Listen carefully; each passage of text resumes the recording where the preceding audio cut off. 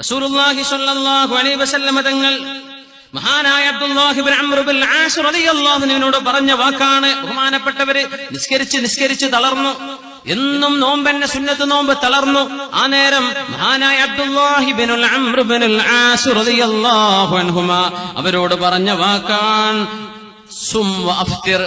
നോമ്പെടുക്കണം, നോമ്പില്ലാത്ത അവസ്ഥയും വേണം. റമദാനിലല്ല കേട്ടോ, സുന്നത്ത് നോമ്പ് എന്നും നോമ്പ് വേണ്ട, കുറച്ച് ദിവസം നോമ്പെടുക്കാതെ നിൽക്കണം.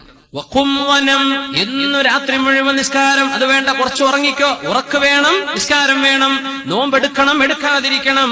ഫഇന്ന ലിബദനിക അലൈക ഹഖ്ഖാ, നിന്റെ ശരീരം നോക്കൽ നിന്റെ ബാധ്യതയാണ്. വഇന്ന ലിഐനിക അലൈക ഹഖ്ഖാ, നിന്റെ കണ്ണിന് ഉറക്കം വേണം, ആ കണ്ണിന്റെ അവകാശം കൊടുത്തേ പറ്റൂ. ഉറങ്ങാതെ നടക്കരുത്, ഉറക്കൊഴിക്കരുത്.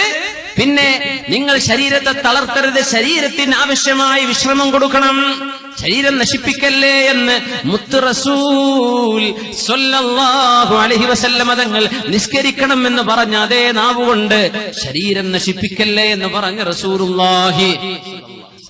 എന്തൊരു മനോഹരമാണ് ഇസ്ലാം ചെയ്യണം. അമ്പെയ്ത്ത് പഠിക്കാൻ പറഞ്ഞ് സ്കില്ലുകൾ വേണം, അമ്പെയ്ത്ത് പഠിക്കണം.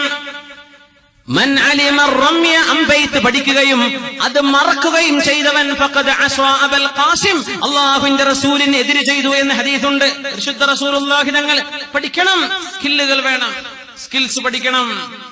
റസൂലുള്ളാഹി സ്വല്ലല്ലാഹു അലൈഹി വസല്ലം പറയുമായിരുന്നു, കുല്ലു ഷൈഇൻ ലൈസ ഫീഹി ദിക്റുല്ലാഹി ഫഹുവ ലൈബുൻ വലഹ്വൻ.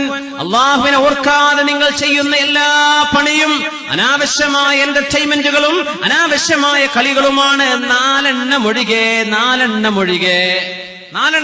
അതിൽ നിങ്ങൾ അല്ലാഹനെ ഓർത്തില്ലെങ്കിലും അത് നിങ്ങൾക്ക് കൂലി കിട്ടുന്ന വിഷയമാണ്. മുലാഅബത്തുർ റജുലി ഇംറഅതഹു, ഒരു ഭർത്താവ് തന്റെ ഭാര്യയുടെ കൂടെ സമയം സല്ലപിച്ചു കഴിയുന്നത്. വതഅദീബുർ റജുലി ഫറസഹു, ഒരാൾ തന്റെ കുതിരയെ അച്ചടക്കം പഠിപ്പിക്കുന്നത്, ഹോഴ്സ് റൈഡിംഗ്. വമശീഹു ബൈനൽ ഗറളൈൻ, അമ്പെയ്ത്ത് പഠിക്കാൻ അമ്പിന്റെ എയിമിന്റെ ഇടയിലൂടെ നടക്കുന്ന നടത്തം. വതഅലീമുർ റജുലി സിബാഹ, നീന്തൽ പഠിക്കുന്നതും നിങ്ങൾക്ക് പുണ്യമാണ് എന്ന് റസൂലുള്ളാഹി സ്വല്ലല്ലാഹു അലൈഹി വസല്ലം. നീന്തൽ പഠിപ്പിക്കണം എന്ന് പറഞ്ഞ മതമാണ്. എവിടെ? മക്കയിൽ ഒരു കുളമുണ്ടായിരുന്നില്ല, അതാണ് അത്ഭുതം.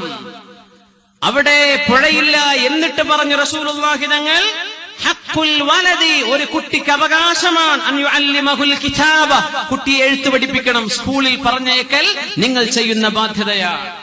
വസ്സിബാഹ, നീന്തൽ, സ്വിമ്മിംഗ്, നീന്തൽ പഠിപ്പിക്കണം. വറമ്യ, അമ്പെയ്ത്ത്, ആർച്ചറി എന്നല്ല പറയാം, അമ്പെയ്ത്തിന് ആർച്ചറി പഠിപ്പിക്കണം. റീഡിംഗ് ആൻഡ് റൈറ്റിംഗ്, ഇത് മക്കളെ പഠിപ്പിക്കൽ വാപ്പയുടെ ബാധ്യതയാണ്. ഇങ്ങനെ പറഞ്ഞൊരു ദീനുണ്ടോ? തടി നോക്കണം എന്നല്ലേ പറയുന്നത്, ഇതിനൊക്കെ കൂലിയുണ്ട്. ഇബ്നു അബ്ബാസ് റളിയല്ലാഹു അൻഹു പറയുമായിരുന്നു, അല്ലാഹുവിന്റെ റസൂൽ സ്വല്ലല്ലാഹു അലൈഹി വസല്ലം തങ്ങൾ, നബി സല്ലല്ലാഹു അലൈഹി വസല്ലം തങ്ങൾ ചെറിയ കുട്ടിയായിരുന്നപ്പോൾ നീന്തിയിട്ടുണ്ട്. ആമിന ബീവി റളിയല്ലാഹു അൻഹ 6 വയസ്സുള്ള നബിയെ കൊണ്ട് മദീനയിലേക്ക് കൊണ്ടുപോയി അമ്മായിമാരെ, മൂത്തമ്മമാരെ, ഇളാമ്മമാരെ കാണിച്ചു കൊടുക്കാൻ. ആ നേരത്ത് മദീനയിലെ ഒരു കുളത്തിൽ നീന്തിയിട്ടുണ്ട് റസൂലുള്ളാഹി സ്വല്ലല്ലാഹു അലൈഹി വസല്ലം. വർഷങ്ങൾക്ക് ശേഷം ഹിജ്റ ചെയ്ത് മദീനത്തേക്ക് വന്നപ്പോൾ ദാറു താബിഈലേക്ക് നോക്കി അല്ലാഹുവിന്റെ റസൂൽ പറഞ്ഞു, ഇവിടെയാണ് എന്റെ ഉപ്പ മറവ് ചെയ്യപ്പെട്ട സ്ഥലം, ഇതിനരികത്തുള്ള ഈ കുളത്തിൽ എന്റെ ഉമ്മയുടെ കൂടെ വന്നപ്പോൾ ഞാൻ നീന്തിയിട്ടുണ്ട്. എനിക്ക് ശരിക്കും നീന്താൻ കഴിഞ്ഞിട്ടുണ്ടെന്ന് റസൂലുള്ളാഹി. നീന്തിയ കുളമാകട്ടെ അദീ ഇബ്നു ബനി നജ്ജാറിന്റെ കുളമായിരുന്നുവെന്ന് മദീനയിലേക്ക് എത്തിയപ്പോൾ ഓർത്തെടുത്തിട്ടുണ്ട് റസൂലുള്ളാഹി സ്വല്ലല്ലാഹു അലൈഹി വസല്ലം. നീന്തുന്നത് അല്ലാഹുവിന് വേണ്ടി, ആരോഗ്യമുള്ള തടിയാവാൻ വേണ്ടിയാണ് നീന്തുന്നതെങ്കിൽ നീന്തൽ നിങ്ങൾ ഒരു ദിവസം ചെയ്യുന്ന കർമ്മത്തിലേക്ക്, ഷെഡ്യൂളിലേക്ക് വെച്ചോ, അത് നിങ്ങൾക്ക് കൂലിയുണ്ട്. അഷ്റഫുൽ ഖൽഖിന്റെ സുന്നത്താണത്. ഇമാം സർഖാനി തങ്ങൾ മവാഹിബുൽ ലദുന്നിയിൽ ഉദ്ധരിക്കുന്നുണ്ട്. ഇബ്നു അബ്ബാസ് റളിയല്ലാഹു അൻഹു പറയുന്നുണ്ട്, നബി തങ്ങളും അവിടുത്തെ സ്വഹാബികളും മദീനയിൽ ഒരു കുളത്തിൽ ഇങ്ങനെ നീന്തുമ്പോൾ നബി തങ്ങൾ പറഞ്ഞു, നമുക്കൊന്ന് നീന്തി കളിക്കാമല്ലോ. നീന്തി കളിക്കൂലേ കുളത്തിലൊക്കെ? എന്നൊക്കെ ആകെ കുളിക്കാൻ പറ്റിയ കുളമല്ല, ഒന്നതിന് നേരമല്ല. പിന്നെ എന്തിനാ നേരം? സൽക്കാരത്തിനും കല്യാണത്തിനും പോകാം, വേറെ ഒരു പണിക്കും നേരമല്ല. തിന്നെ നബി തങ്ങൾ പറഞ്ഞു, കുളത്തിലിറങ്ങിയിട്ട് സ്വഹാബികളോട് പറഞ്ഞു, അഷ്റഫുൽ ഖൽഖ് അവിടെ നിന്ന് പറയാണ് ഒരു കൂട്ടരപ്പുറത്ത് ഒരു കൂട്ടരിപ്പുറത്ത് ഓരോരുത്തരും അവനവന്റെ കൂട്ടുകാരിലേക്ക് നീന്തട്ടെ എന്ന് പറഞ്ഞു. അങ്ങനെ നീന്തി നിബിതങ്ങളും സഹാബികളും നീന്തി. നിബിതങ്ങൾ നീന്തി അടുത്തത് ആരുടെ മുമ്പിലേക്കെന്നറിയുമോ? മഹാനായ സിദ്ദീഖുൽ അക്ബർ റളിയല്ലാഹു അൻഹുവിന്റെ മുമ്പിലേക്ക്. സിദ്ദീഖ് തങ്ങളെ ഫആനകഹു, അവരെ കെട്ടിപ്പിടിച്ചുകൊണ്ട് നിബിതങ്ങൾ പറഞ്ഞു. ഹബീബ് പറയുകയാണ്, അന വസാഹിബി, ഞാനും എന്റെ കൂട്ടുകാരനും ഇതാ ഒത്തിരിക്കുകയാണ്, ഞാനും എന്റെ കൂട്ടുകാരനും ഇതാ അടുത്തിരിക്കുകയാണെന്ന് കൂട്ടുകാരിലേക്ക് നീന്താൻ മത്സരിപ്പിച്ച നബിയാണ് മുഅ്മിനെ അഷ്റഫുൽ ഖൽഖ് റസൂലുള്ളാഹ്. നീന്തലിന് കൂലില്ലേ? നന്നായി പഠിപ്പിക്കണം.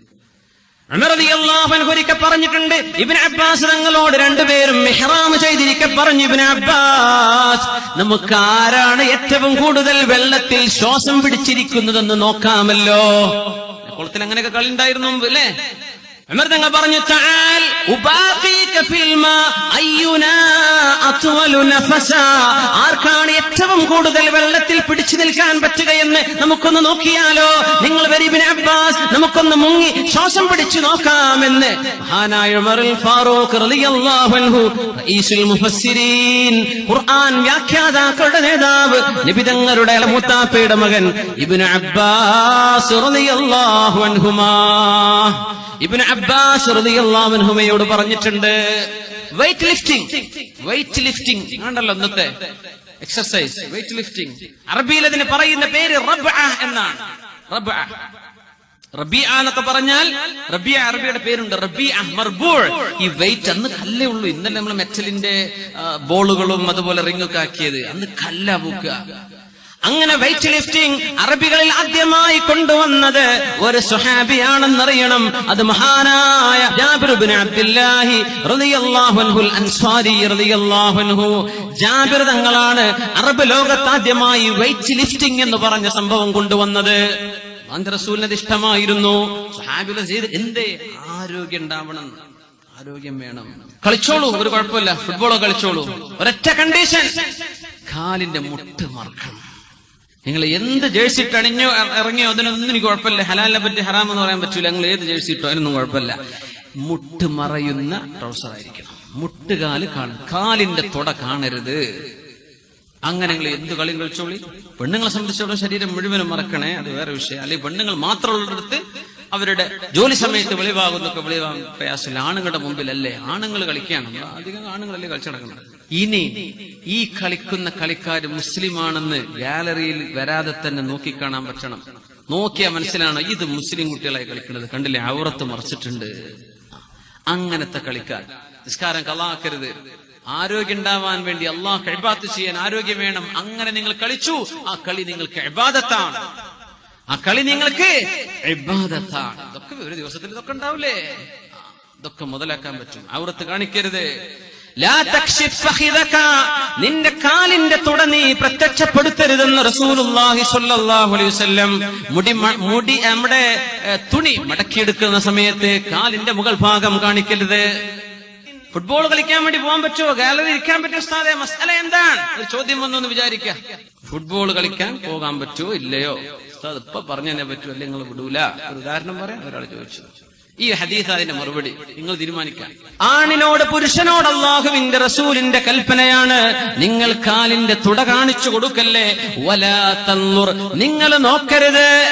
ഇലാ ഫഖിദി ഹയ്യിൻ ഔ മയ്യിത്തിൻ വലാ മയ്യിത്തിൻ, മരിച്ചാളിന്റെയോ ജീവിച്ചിരിക്കുന്ന ആളിന്റെയോ കാൽ തുടയിലേക്ക് നോക്കരുത് എന്ന് പരിശുദ്ധ റസൂലുള്ളാഹി സ്വല്ലല്ലാഹു അലൈഹി വസല്ലം.